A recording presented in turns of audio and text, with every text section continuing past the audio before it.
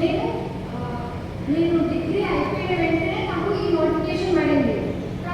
అయితే అప్పుడే ఫ్రెండ్స్కి ఇక్కడికి వచ్చి రాలేకపోయినా డిగ్రీలో ఉండడం వల్ల.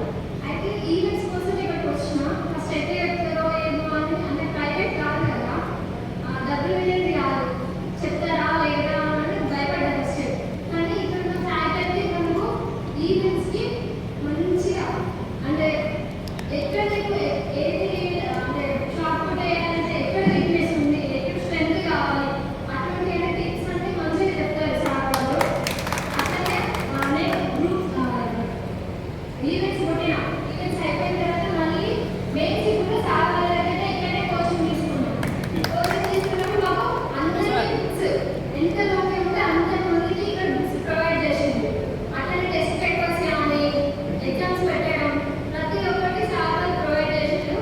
మీకు ప్రైవేట్లన్నా ఇంకా ఫెసిలిటీస్ ఉండవు, అంటే ఫుడ్ ప్రొవైడ్, అంటే డబ్బులు పెడితేనే మీకు అటువంటి ఫెసిలిటీస్ మీద దొరుకుతాయి.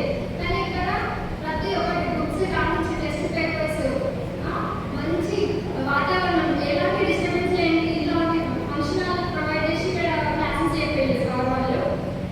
అట్లనే మళ్ళీ ఫుడ్ కూడా ప్రొవైడ్ చేశారు, ఆఫ్టర్నూన్ లంచ్ ప్రొవైడ్ చేశారు. నీకు కూడా శక్తి ఉంది కదా, అందరూ కూడా అక్కడ చేస్తూనే వస్తుంది. నువ్వు ఎన్ని గంటలు రోజు ప్రాక్టీస్ చేస్తుంది? రోజు మార్నింగ్ 5:30కి వచ్చేవాడిని, 5:30కి వచ్చి 9:00కి గ్రౌండ్లో ప్రాక్టీస్ చేసేవాడిని.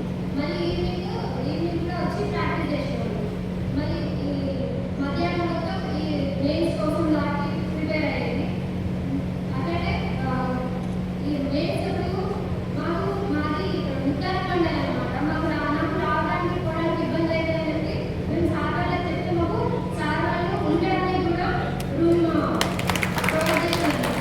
అట్లా ఇక్కడ మెయిన్స్కి ఇక్కడనే ఉంది, ఇక్కడే ప్రిపేర్ అయ్యాను.